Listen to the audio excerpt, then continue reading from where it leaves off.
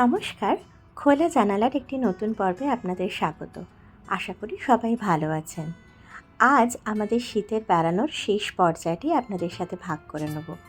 এই যে আজ আমরা চলেছি পুনে থেকে মুম্বাইয়ের পথে লোনাভলা হয়ে। আমরা আজকে একটি গাড়ি ভাড়া করেছি, যে গাড়িতে আমরা চলেছি আর আমাদের সাথে চলেছে আমার বোন মিমি আর নীলাঞ্জন। আমরা সকলেই চলেছি মুম্বাইতে। আর যেহেতু আমাদের সাথে অনেক লাগেজ আছে, সেই জন্য আমরা একটি গাড়ি ভাড়া করেছি। নইলে পুনে থেকে মুম্বাই যাওয়ার জন্য অনেক রকমের ট্রান্সপোর্ট রয়েছে, বাসেরও ভালো ব্যবস্থা রয়েছে। এবং এই রাস্তাটি তো অবশ্যই অত্যন্ত সুন্দর, এবং রাস্তাটিতে যাওয়ার পথে এত সুন্দর কিছু টানেল পড়ে যার কথা না বললেই নয়।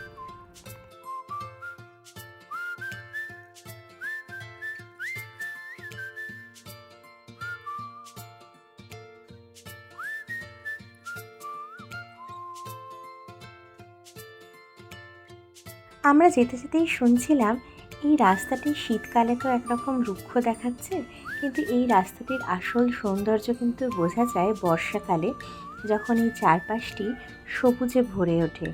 এবং এই রাস্তাটির চারপাশ দিয়ে তখন এই যে পাহাড়গুলি দেখা যাচ্ছে, পাহাড়গুলি দিয়ে তখন নেমে আসে অনেক ওয়াটারফলস, এবং অনেকেই তখন নাকি এই রাস্তাটা দিয়ে আসে সেই ওয়াটারফলসগুলিতে গাড়ি থামিয়ে চান করার জন্য। এই যে আমরা লোনাভলা পৌঁছে গিয়েছি।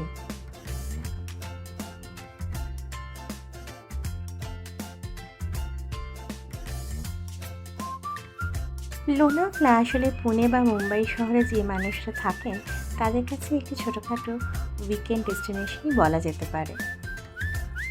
খুব অল্প সময়ে পুনে বা মুম্বাই দুটো শহর থেকেই এই পাহাড়ি শহরটায় এসে পৌঁছানো যায়, যদিও এই দিন বিন্দুমাত্র ঠান্ডার রেশ আমরা পাইনি।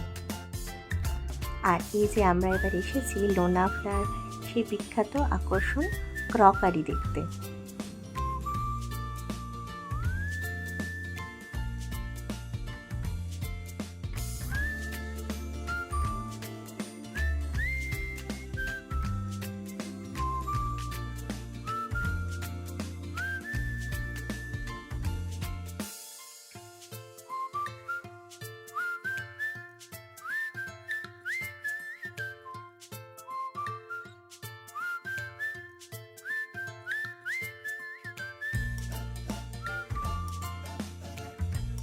এত অপূর্ব ক্রকারি দেখে আমাদের মন ভালো হয়ে গেছে, কিন্তু এতই রোদ্দুর ছিল যে বাকি লোনাভলা দেখার প্ল্যান আমরা এদিনকে ক্যান্সেল করে আমরা এদিন কারলা কেভস দেখতে চলেছি।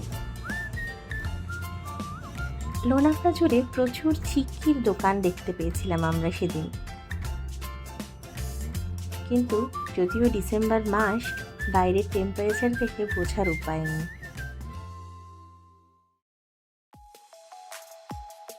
আর এই যে এসে গিয়েছি কারলা কেভসে, যদিও আমি আর আমার বোন নিচেই ওয়েট করছিলাম এত রোদ্দুরের জন্য।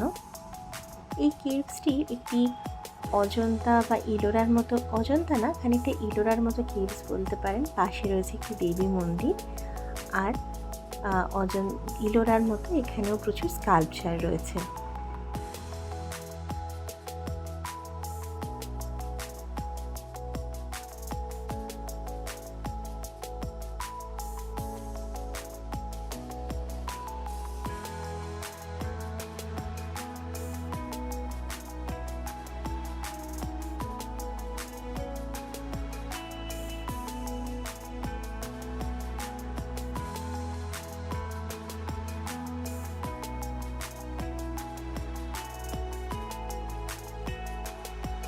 এই কেভসে এত সিঁড়ি দিয়ে উঠতে হতো যে আমি বা মিমি আর সেই রোদ্দুরে ওঠার সাহস দেখায়নি। এখানে উঠেছিল আমার ছেলে, আমার কর্তামশাই আর নীলাঞ্জন। তো ওরাই আমার জন্য এই ভিডিওটি শ্যুট করে নিয়ে এসেছিল। কিন্তু এই গুহাটিও খুব অপূর্বই লেগেছে আমার দেখতে।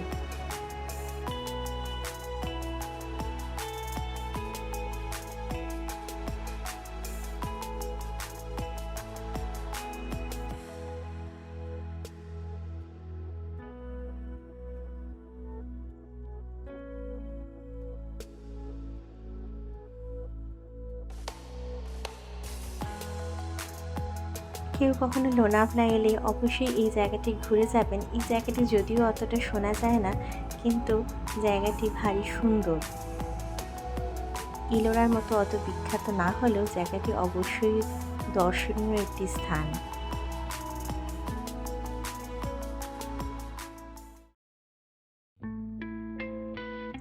লোনাভলাতেই লাঞ্চ সেরে নিয়ে আমরা বেরিয়ে পড়েছি নাভি মুম্বাইয়ের উদ্দেশ্যে। আগামী 2-3 দিন সেখানেই আমাদের দিদির বাড়ি আর আমার ননদের বাড়িতে আমাদের থাকার আস্তানা। আর এখন আমরা যে রাস্তাটি দিয়ে চলেছি সেটি হচ্ছে পশ্চিমঘাট পর্বতমালার একদম ভিতর দিয়ে। সেই যে বইতে পড়া পশ্চিমঘাট পর্বতমালা, আর রাস্তার শুরুতেই লেখা ছিল ঘাট স্টার্টস হিয়ার। লেখাটি পড়েই আমার গায়ে কাঁটা দিয়ে উঠেছিল। রাস্তাটি দেখলে সত্যিই মনটা জুড়িয়ে যায়। আমাদের আজকের জার্নি এখানেই শেষ হবে, আবার শুরু হবে কালকের রাস্তা। আর এই রাস্তাটিও কিন্তু সেই টানেলে ভরা। আমরা প্রায় মুম্বাই শহরের কাছেই চলে এসেছি। আর কিছুক্ষণ পরে মুম্বাইতে ঢুকবো।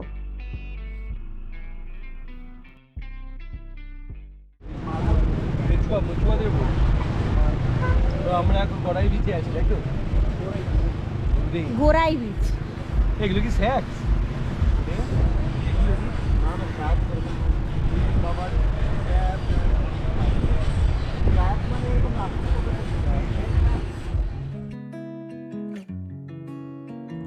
আজকে আমাদের মুম্বাইতে দ্বিতীয় দিন, আর আমরা একটা বড় দল, আমার দিদি, মিমি, নীলাঞ্জন, আমার ননদের ফ্যামিলি, আমরা সবাই মিলে একটা বড় বাস ভাড়া করে বেরিয়েছি মুম্বাইয়ের একটু অফবিট লোকেশনগুলো ঘুরে দেখতে।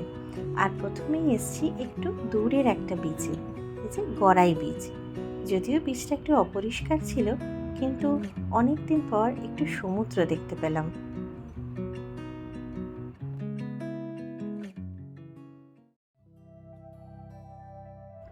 আমাদের এদিনের পরের গন্তব্য ছিল ভিপাসানা প্যাগোডা। সদা ব্যস্ত ছুটে চলা এই মুম্বাই শহরের খুব কাছেই যে এত শান্ত, মন ভালো করা একটি প্যাগোডা থাকতে পারে, না দেখলে বিশ্বাস করা যায় না।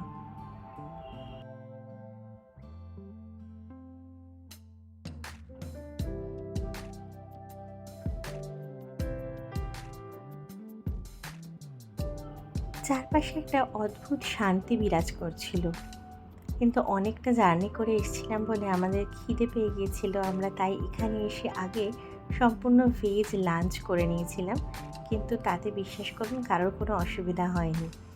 রোদ্দুরের তেজ ছিল ভয়ানক, তাই আমরা শান্ত মনেই ভেজ লাঞ্চ করে নিয়ে প্যাগোডাটি দর্শন করতে বেরোলাম।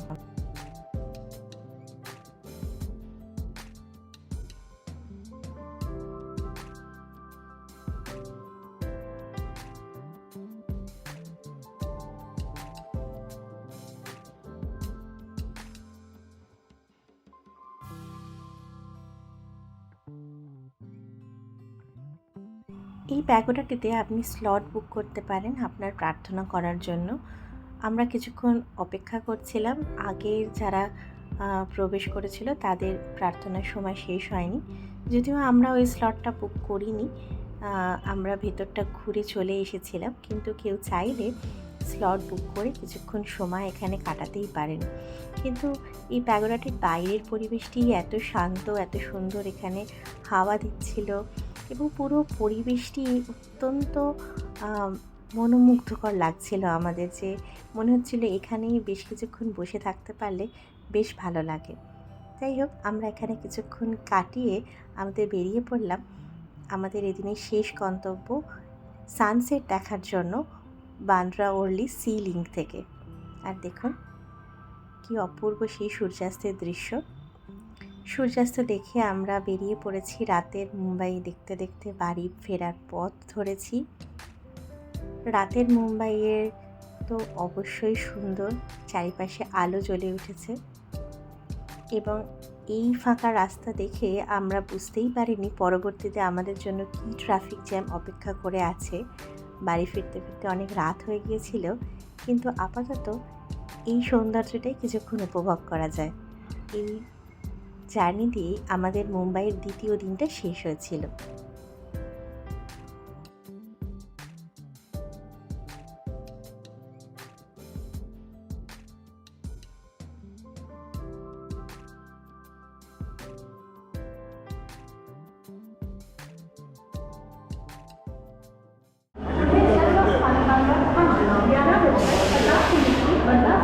ওই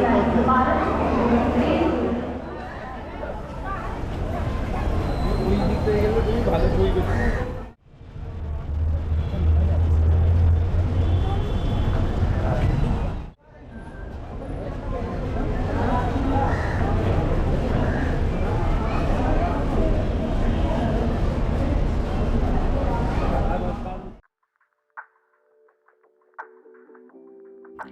মুম্বাই শহরের তৃতীয় দিনে আমরা নাভি মুম্বাই থেকে লোকাল ট্রেনে চেপে এসেছি ছত্রপতি শিবাজি টার্মিনাসে। এই হেরিটেজ বিল্ডিংটা দেখে আমাদের এই কাছাকাছি একটু মুম্বাইটা ঘোরার ইচ্ছে ছিল।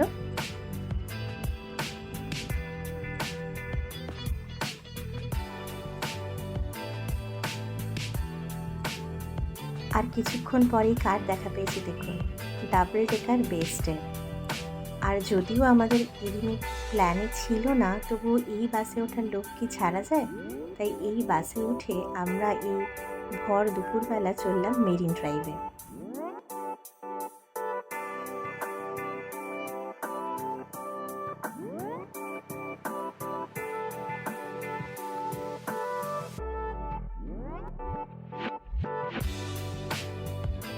দোতলা বাসে উঠেছি আমরা অনেক ছোটবেলায়, কিন্তু আমার ছেলে তো কখনো ওঠেনি, তাই ওর কাছে এই এক্সপিরিয়েন্সটা একদম নতুন। আর আমরাও আমাদের ছোটবেলার স্মৃতিটা একটুখানি ঝালিয়ে নিচ্ছিলাম। দোতলা বাসে চেপে পুরনো মুম্বাই শহরকে দেখতে কেমন লাগে। আমরা যদিও ছোটবেলায় কলকাতা শহরকে দেখেছি দোতলা বাসে চেপে, তাও এই দোতলা বাসে চেপে উঁচু থেকে একটা শহরকে দেখা বেশ অন্যরকম একটা অভিজ্ঞতা। আর এই পুরনো মুম্বাই শহরটা যেন আমার বেশি ভালো লাগছিল দেখতে।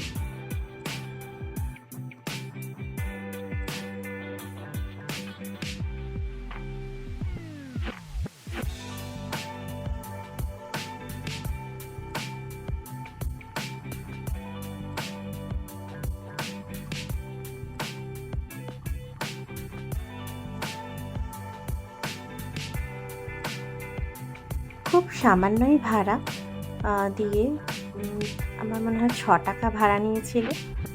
সেই ভাড়া দিয়েই আমরা মিনিট 10-এর জার্নি করেই পৌঁছে গেলাম সিএসটি থেকে মেরিন ড্রাইভ। কিন্তু এই জার্নিটা অত্যন্ত উপভোগ্য ছিল আমাদের কাছে। আর এই যে সামনে দেখতে পাওয়া যাচ্ছে সমুদ্র, চলে এসেছি আমরা মেরিন ড্রাইভ।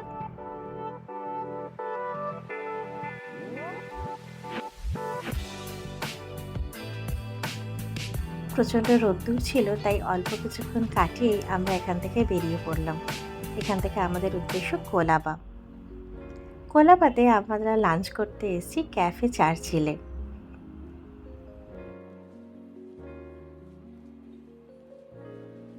এটিও একটি পার্সি ক্যাফে, কিন্তু এই ক্যাফেটি একটি অত্যন্ত পুরনো ক্যাফে।